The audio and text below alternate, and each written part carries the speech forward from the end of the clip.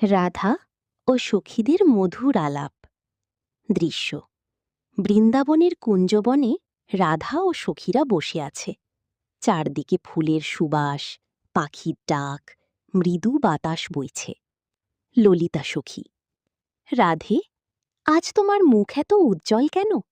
মনে হচ্ছে কেউ তোমার হৃদয়ে বাঁশির সুর বাজিয়ে গেছে। রাধা হাসি মুখে: ললিতা, তুমি তো সবই বুঝে ফেলো। আজ ভোরে যেন কারো বাঁশির সুর শুনলাম, মনে হলো শ্যাম আমাকে ডাকছে। বিশাখা সখী: আহা, আমরা জানতাম শ্যামের কথা ভাবলেই তোমার চোখে এমন প্রেম ঝরে। রাধা: সখী, প্রেম মানে শুধু দেখা নয়, হৃদয়ে অনুভব করা। শ্যাম দূরে থাকলেও তিনি তো আমার নিঃশ্বাসেই আছেন। চিত্রা সখী: রাধে, তোমাদের প্রেম দেখে বৃন্দাবনের ফুলও লজ্জা পায়।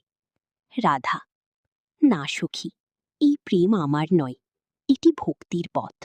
যে হৃদয়ে সত্য প্রেম থাকে সেখানে কৃষ্ণ নিজেই বাস করেন। ললিতা: তাহলে রাধে, কৃষ্ণ যদি আজ হঠাৎ এখানে আসে? রাধা লাজুক হাসি: তবে আমি কিছু বলবো না, শুধু তার দিকে তাকিয়ে থাকব। সব সখী হাসতে হাসতে: হো হো, রাধা লজ্জা পাচ্ছে। বিশাখা: রাধে, শ্যাম কি তোমাকে সবচেয়ে বেশি ভালোবাসে?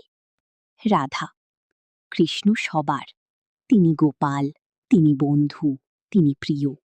কিন্তু যে তাকে সত্যি ভালোবাসে, কৃষ্ণ তার হৃদয়েই থাকেন। ললিতা: তাই তো বৃন্দাবনে সবাই সুখী, কারণ এখানে প্রেম আছে। সখীরা: মনে রেখো, ভালোবাসা মানে অধিকার নয়, ভালোবাসা মানে সমর্পণ। চিত্রা: রাধে, চল আজ সবাই মিলে কৃষ্ণের নাম গাই। সবাই একসাথে: রাধে রাধে বলো, শ্যাম নাম বলো, হৃদয় ভরে প্রেম জাগাও। রাধা আকাশের দিকে তাকিয়ে: হে শ্যাম, তুমি যেখানে থাকো, আমাদের হৃদয়ে প্রেম আর ভক্তি যেন কখনো কমে না।